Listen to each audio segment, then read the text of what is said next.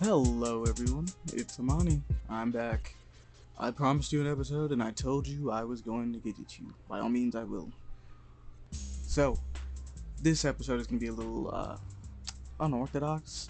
Technically speaking, we can chop episode 24 up to another one of the lost episodes of Paper Play Action. So at this point, if you're counting, we have two. That being said, no worries, no worries. We're going to make do with what we got. So, basic explanation of what happened, just to let you guys know.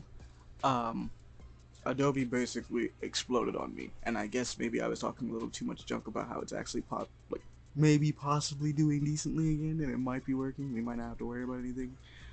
I shouldn't have said that. Totally blew up on me.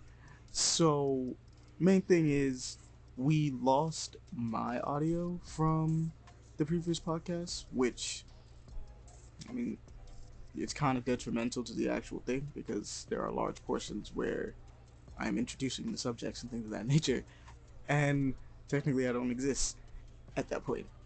Also, we were able to properly recover because it did blow up the audios that I did have here. Basically, a ton of audios just got Thanos snapped into the ether, but luckily I have backups of Aaron, Devon, and Andre on our Google Drive server and everything like that, just to make sure when we send it to each other and everything of that nature. So those audios were able to be recovered. Not so much for mine, which officially saving is no longer just the only option for me, because I definitely saved a copy of this and it is nowhere to be found. Like I said, Thanos snapped. It is gone.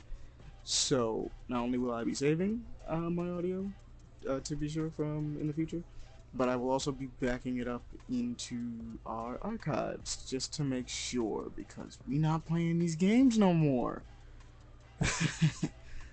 But let's get into what we actually have to talk about. I'll probably do little inserts from the audio that we do have because some of their reactions were actually pretty good and pretty genuine about some of these things. So I kind of want to get those in there, but not all of them will be as perfect and set up as they used to be. We had pretty good conversations about a lot of these things, but unfortunately, some of them are just not going to be able to come to light. But once again, I would like to apologize for the late episode, but we're getting it done. We're getting something done. I told you, like I said, promised I was going to give it to you, so I'm giving it to you.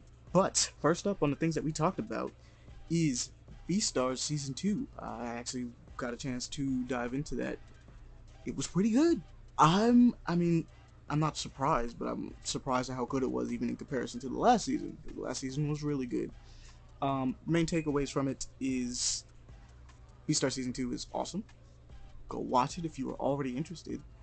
Um, they do probably some of my favorite things in all of storytelling during this, which, I mean, you guys should just kind of figure it out on your own.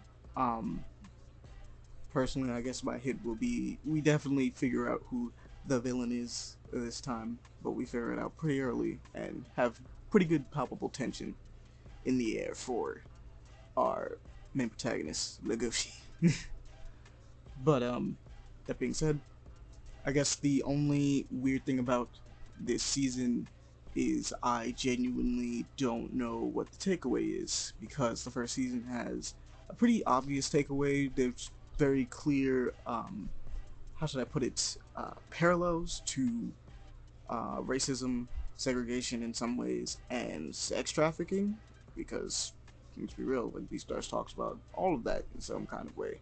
This season has some of those elements. We mainly deal with the major plot thing, which was the inside incident from the first episode of the entire series, which is who is Tim's killer and like where is he at right now? What are we doing with that? Or he slash she, I guess. Um, Kind of glad that we actually got the chance to dive into that.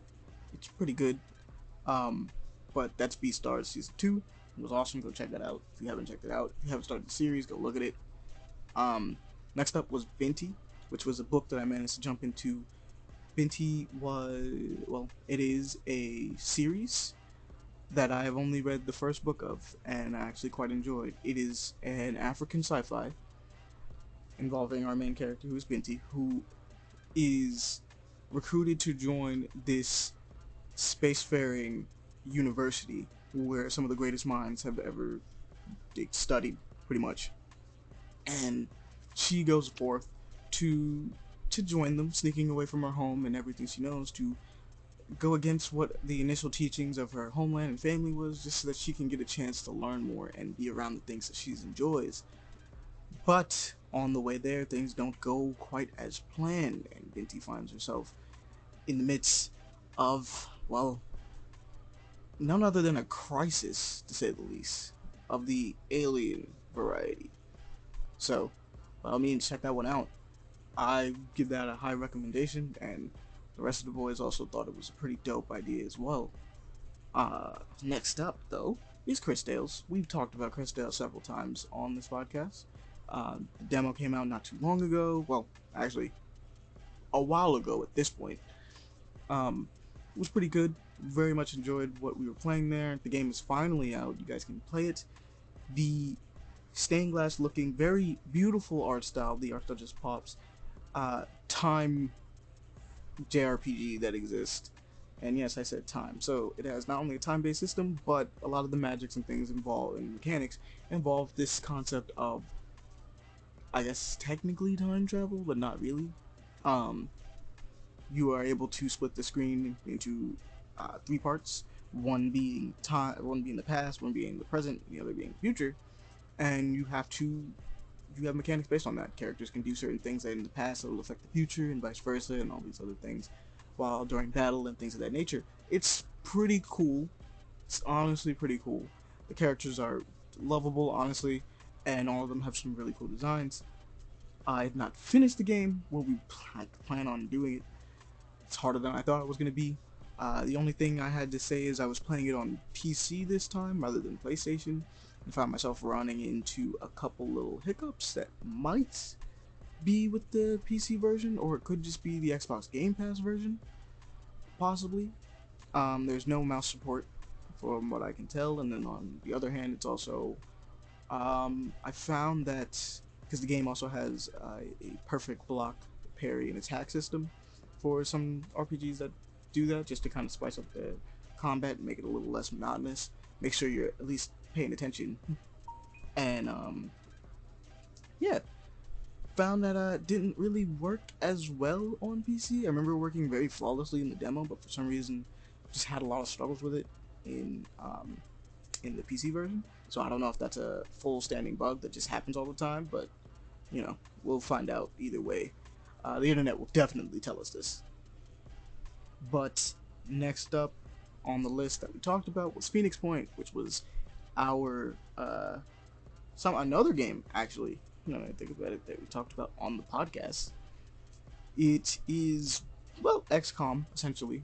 If anybody has played the new generation XCOM games that have come out, so XCOM Enemy Unknown and Enemy Unknown 2, they're a lot like that.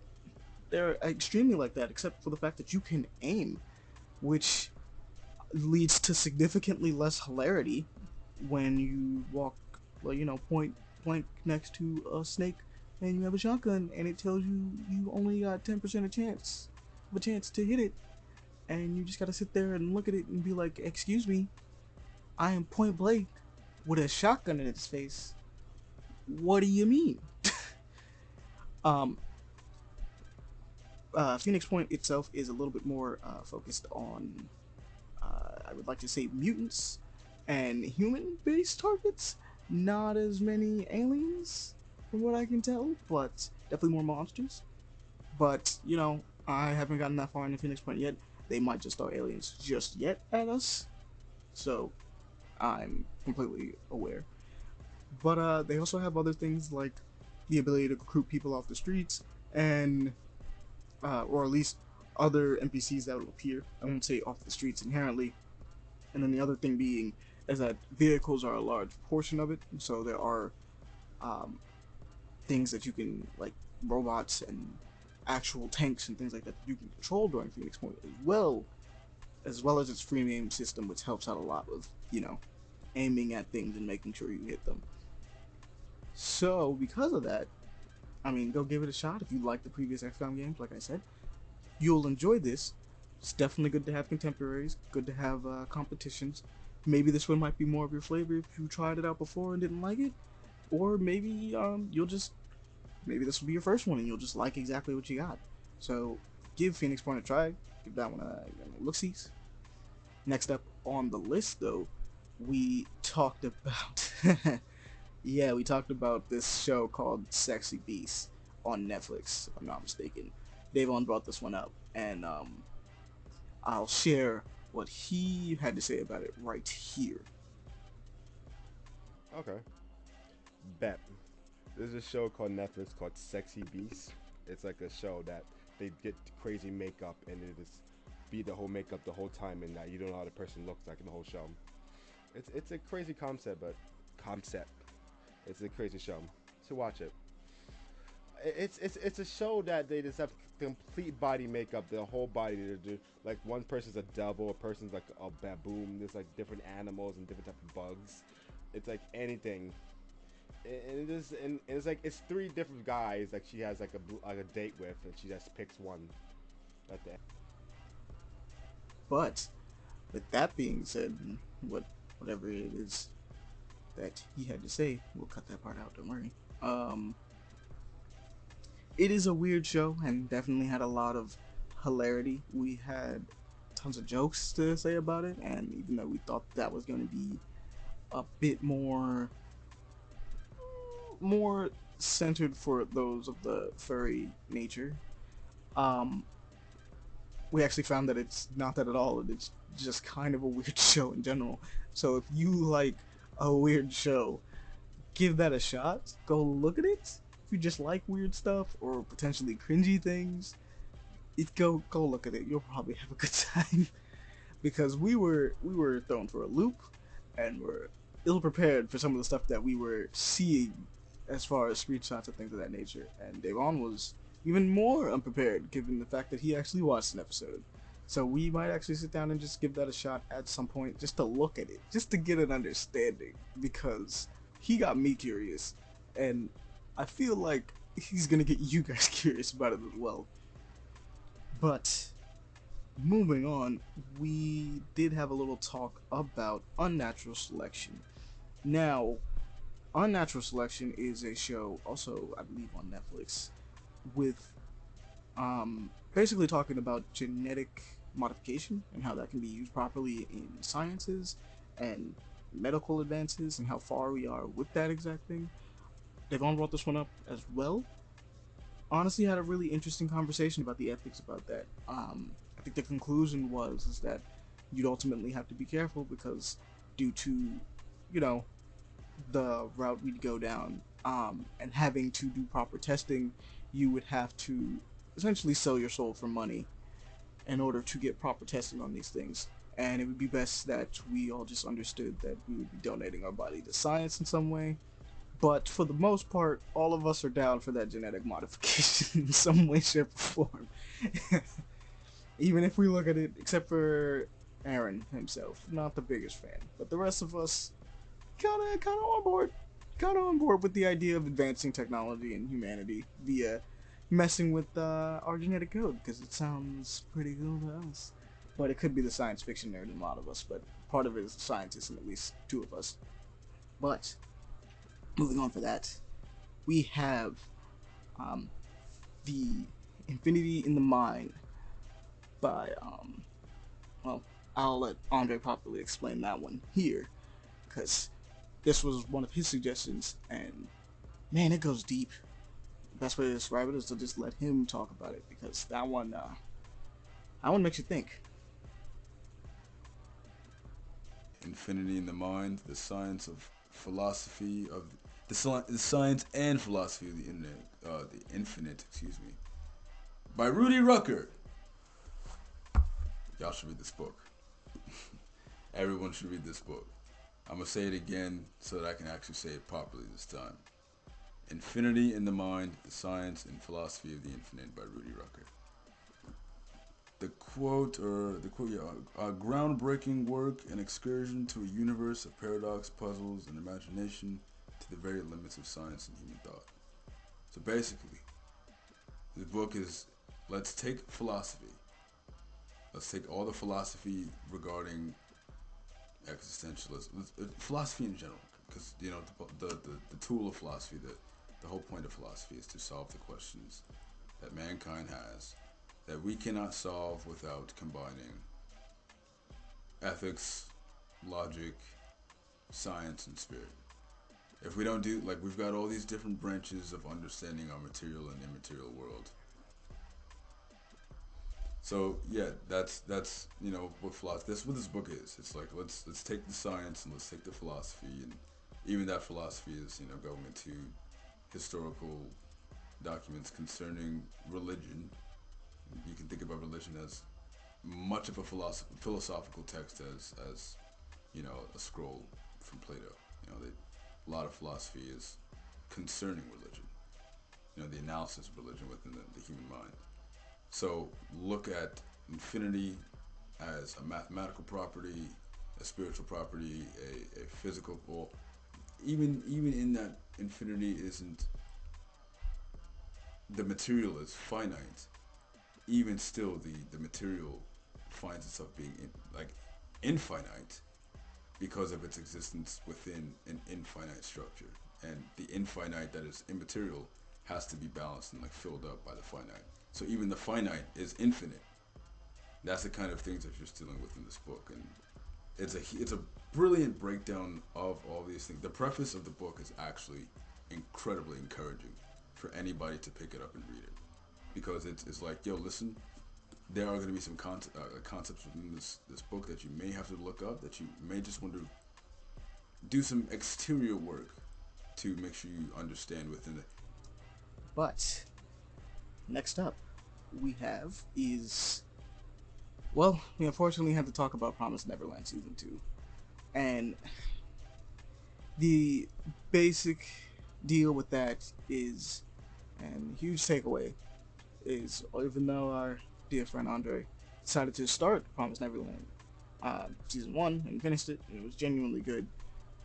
The genuine consensus and honest warning to all of you guys is to just skip season 2. Go read the manga, it exists. You'll have a way better time and it'll be better paced.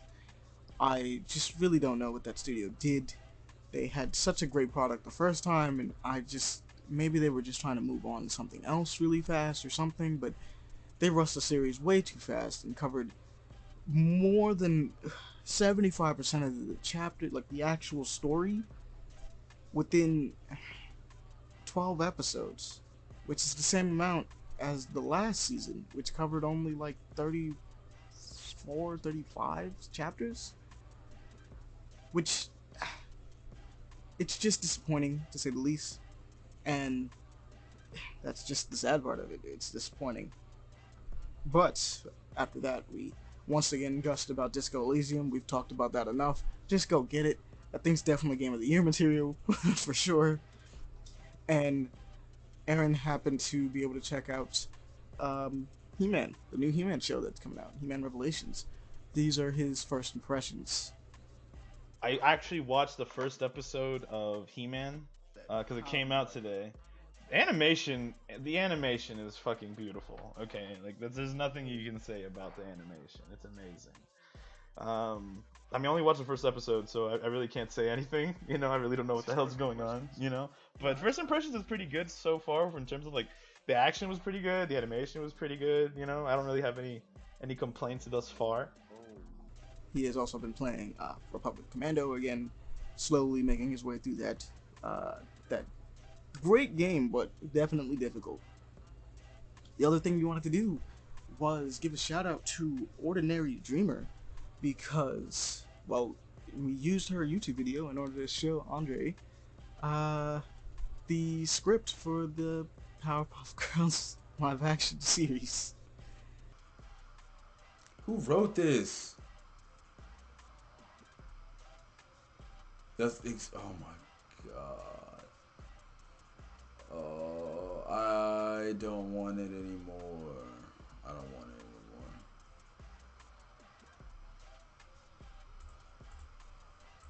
Oh god. Look at her face.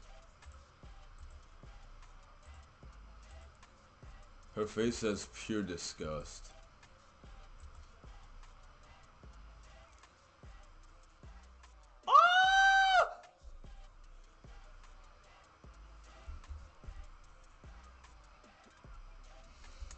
Bro, I'm gonna cry, dude. Yo, I didn't even get that far in, bro. What do you mean, wake up or we'll leak your nudes everywhere, bro? No. I'm gonna cry, bro.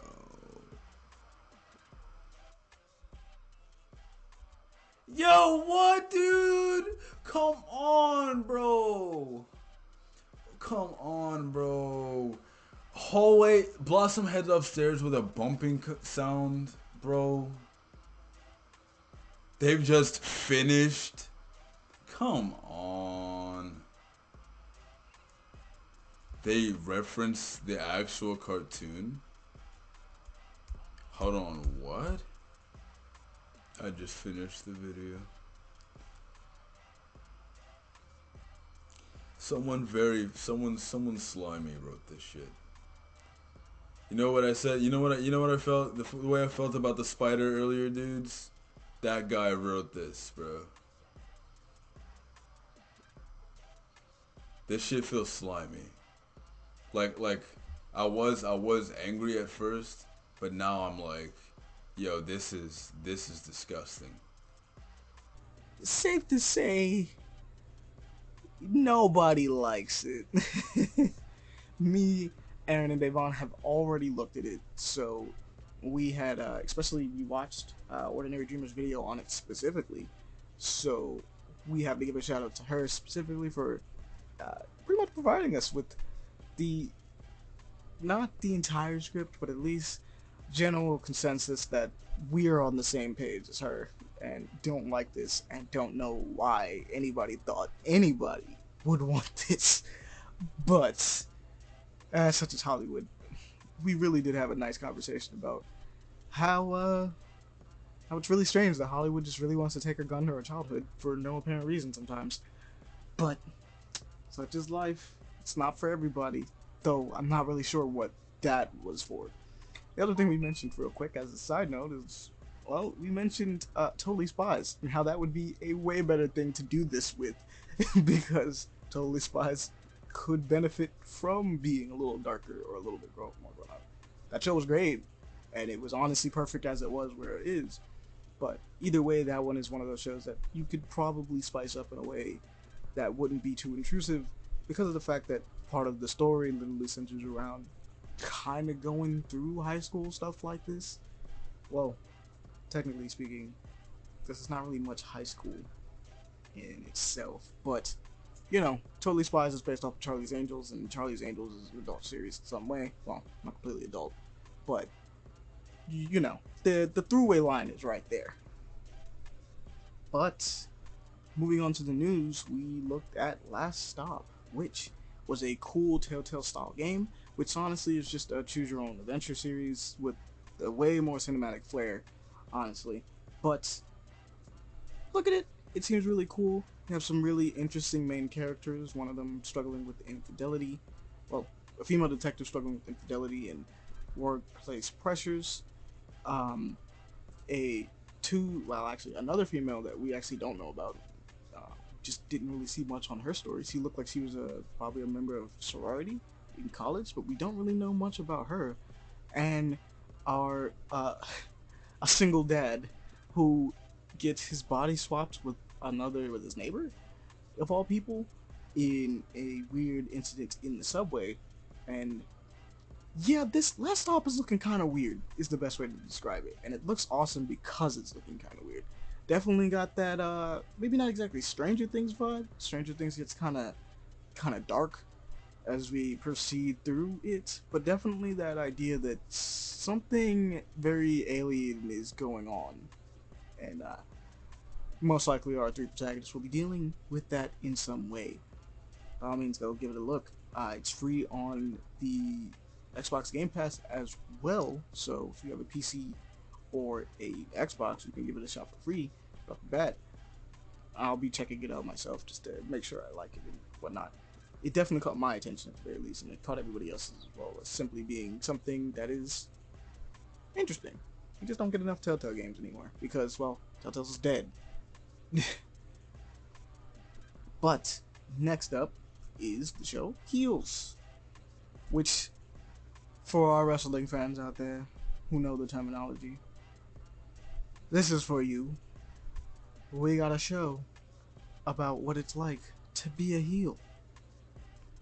Basically, it's a pretty interesting story about like this guy having his normal, I guess, normal-ish quote unquote life while as a heel and trying to, I guess, not only live with those facts but understanding the fact that people kind of suck when the show business like this. So give heels a look if you like that. Maybe not real crime. Real crime is not the right description of that. It's actually completely the wrong description of that. But more so, trying to think. Maybe Sons of Anarchy style thing.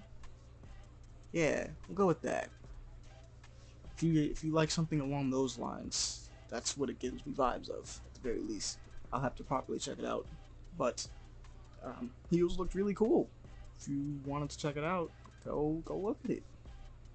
The other thing we checked out was Malignant. And even though the story itself and the plot beats did not impress us, definitely something that we've seen before from a horror movie, the visuals are something that is honestly,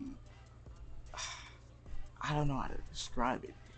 It's really interesting, and I want to say something more so tantalizing, if anything. The way it is using impossible space and the way this entity is chasing after this woman and the way it's moving and warping the world around it when it's around, truly a sweet, truly a treat. And we're looking forward to looking at it at the very least. Malignant actually looks like it could be one of those kind of like cult classics at the very least, or something that you could study for cinematography for sure. It'll definitely be something that'll get your attention. So keep an eye out for Malignant. Next up, though, we have Russian Subway Dogs. This is a game that's coming for Vita. Of all things, the Vita, which is still getting games somehow. I don't know. Apparently, it's out right now on the Vita. The best way to properly describe this game is you're playing as a dog, your cat's your commandant, and your goal is to get as much food as possible from those in the subway. As weird as that sounds, it's just better if you look at the trailer, because words cannot do this thing justice. It is so strange and so out there and so zany and wild and fun of an idea, while just being so simple at the same time, that words really cannot do it any favors. I mean, I can say go look at it. Just look at the trailer and see if you like it. But next up, I will say this. Netflix gaming is one of the things we talked about. Not gonna lie, we all were disappointed with this. Thought this was gonna be something that could, I don't know, maybe light a fire under Sony, Microsoft, Valve, Stadia, Nintendo. Thought this would actually be some form of, something worth talking about. But unfortunately, it's just gonna be, well, things like Bandersnatch and Minecraft Story Mode, which, I mean, not a bad thing, just not exactly a competing market when, you hear Netflix gaming. But such is life. Maybe Netflix will try to do something different later down the road. You would think that renting games would have been their first move when thinking of entering the gaming division, but I guess not. Especially since, when you think about it, Netflix is on literally every console. It'd be easy for them to stream games or things of that nature. And they have a pretty decent streaming service as it is, so, But, such is life. But, next up on this list is definitely this movie, which is Vacation Friends. Starring none other than, well, co-starring none other than your boy John Cena. This one looks hilarious, honestly. Perfect allocation of the perfect allocation of the fact that whatever happens on vacation may not necessarily stay on vacation. when our dear main protagonists have their wedding crashed by old friends that they invited, old vacation friends, I gotta fit the title in, that they invited to their wedding way back when. They're met with a surprise because they didn't think they'd actually, show up. And hilarity ensues from that because, well, it's just not great. Take a look at the trailer. We'll have the descriptions for all of these in the bottom below, so go look at them. But next up, we talk about Marvel's Dark Ages, which honestly looks pretty freaking dope.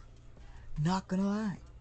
Can't be mad about that. First of all, we got Miles in a symbiote suit, steampunk Iron Man, Peter Parker getting a new look, and time passing, the arrival of Spider-Girl being a thing, and I'm like, yay, I love those comics. I'm so glad to just see her exist in some way. But also, we get to see one of my favorite X-Men villains, known as Apocalypse, where his well, we'll say handsome face because I like the man. He's on my list, number ones. He's coming into power and doing some stuff. He's up to no good potentially. For this, Dark Ages looks interesting. Like, we'll give it a look. We'll give it a look. I mean, I'm gonna look at it anyway because it's like in the cover. It's got like 3 things I like by default, and then like the rest of it, I'm already kind of like, well, that's intriguing. So, look forward to that, comic book fans, if you're looking forward to it. I mean, we've been on a decent roll with some of our comic books recently, especially with Venom, and I mean, the recent Spider-Man one was actually pretty interesting as well. Haven't actually gotten a chance to look back at Miles just yet. X-Men has been on a tear, honestly, since they got that the Hickman run was started. So look forward to those. They've been doing it. Sad part is that the only sad part about it is that the X-Men run Hickman's X-Men run was supposed to be a way of simplifying the universe and kind of getting us to understand the new status quo. But the amount of books that have sprouted out from it has pretty much made its own little universe in itself, where it's just kind of like, wow, wow. I thought we were trying to consolidate. But next up, we talk about the Doctor Who game that exists. It's only a teaser trailer, so don't get too excited. We don't even know what the game is about, but it exists. Doctor Who and the Edge of Reality. So if you want to go take a look at that teaser trailer, by all means, go do it. But now you know. Actually, I was about to say Doctor Who fans. I'm sorry, Whovians. That is your correct term. My bad. I'm not one. I'm sorry. But on the show, we definitely had 3. So by all means. But next up is the Black Book. Andre actually had some pretty interesting things to say about this one as well. So I'll pass the audio over to him for a bit. But ultimately, this is a really cool RPG that, card-based RPG that we talked about and I believe mentioned a while back during the Indie Showcase. This one's a cool one, featuring very Slavic-inspired, actually it is extremely Slavic, mythology that is happening, and it looks good. It looks cool. The art style is also really nice. They got little glowy bits where it's nice to be glowy. They also have this very flat inside looking art style, while still less shadows, more painted in a way. So less realistic shadowing and lighting, more so focusing on the artsiness of it all, or yeah, very minimalistic style that's going on here. Give it a shot, especially if you like your card RPGs, because I mean I do, and Andre's gonna give it a shot, so look forward to that. But next up, we talked about none other than Gold Lewis Dickinson coming to Strive. This man looks crazy. I can't wait. You guys should be happy. He looks awesome. As well as the other thing that we mentioned, which was Lost in the Random, which looks like an action RPG along with some maybe like Zelda style things going on. Not Breath of the Wild specifically, but like classic Zelda. Um, the art style on this is looking kind of nuts because, I mean, it's just kind of straight up Tim Burton looking. It looks cool. I mean, there's very few games that take a Tim Burton looking style at all. There's very few anything that takes a Tim Burton looking style at all. So, if it looks like our favorite Tim Burton movies, like Frankenweenie, or uh, I almost messed up the name for it, and it's now blanking for me. It's the one with Skeleton Jack. It's gonna the Nightmare Before Christmas. There it is. There we go. You don't have to kill me. I got it. It's Nightmare Before Christmas, or The Corpse Bride, or any of those movies. That's what this looks like. But the idea is that you're in a world of random, and you have a dice companion, and I'm pretty sure the combat is based on dice in a lot of cases, while still being really action. Like you can move around in it. We'd actually probably need a little bit more information just to make sure we understand it correctly. But based on what I've seen, I was interested. So by all means, go look at that trailer and enjoy. But another thing we had to mention was Knockout City being a thing. Go look at Knockout City. Season 2, it's on its way. I'm still playing it. I don't know about the rest of you guys, but still. And Orcs Must Die is another one. I'm pretty sure Orcs Must Die 3 has been in early access for a minute, but don't quote me on that. I could have sworn I've seen it in early access for a little while. But, I mean, it's finally out. Either way, go look at it. Go play it. It's fun. It's tower defense, but you have a champion to protect it as well. So, enjoy that. Because a lot of people like tower defense, let's be real. And the other thing we had to talk about was Witcher, the Witcher series that's coming out. Well, I believe it's a movie, an animated movie. The Witcher, Nightmare of the Wolf. Which, I mean, this is animated by Mir Studios, and if you know who Mir is, it's the same people that did Korra and Avatar, and a couple other things that you know and love. And as far as I'm considered, this is in good hands. Because I went down the list during the podcast and was like, oh wow, that's crazy. I don't have to worry about a goddamn thing. It's gonna be fine. That being said, look forward to it. It looks good. But next up is Vigilant 2099. This was our keep an eye on. Specifically, this is being worked on. Already looks okay. It's a third-person shooter. It's a little janky, but it's already looking better than Cyberpunk on PS4 did. So no questions, no qualms. Plus it's an indie game. Chances are it'll be done when it's done. We'll just see how it comes along. Keep an eye on it. Keep watching it, and this maybe might fill that Cyberpunk-sized hole in your heart that a lot of us was disappointed with.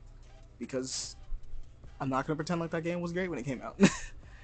And even though some of us, like me and Aaron, had good experiences with it, there are other people like Devon and Pele who did not have such a good experience with it. So we completely understand. But that's going to do it for this wrap-up. I did tell you guys I was going to give you guys a show, and I'm glad to do so. Once again, let me just say this. Go to the Patreon. Go check us out there. We got a couple more projects coming our way. Hit us up on Twitter. I believe, because this will be lost in it, there was a competition I wanted to mention. Well, not competition, but a little event that we're going to be throwing, which is just tweet at us at paper_action, and we will give you guys a shout out. We'll do like a little collection for the next couple of weeks or so, and we'll do a huge little shout out thing for it. Just you shout us out, we'll shout you out, and maybe we'll pick a lucky winner to give something to. We'll definitely put up more details later, but definitely just go do that. It'll just be for fun. We want to just kind of make sure that our audience is kind of getting the recognition they deserve, because we appreciate you guys very much for listening. We always do. So, thank you. Hopefully, we'll be having some, well, less technical difficulties with the podcast in the future, and new projects and stuff like that for you guys in the future as well. So, be on the lookout for those. Alright, guys, catch you around on Play Action.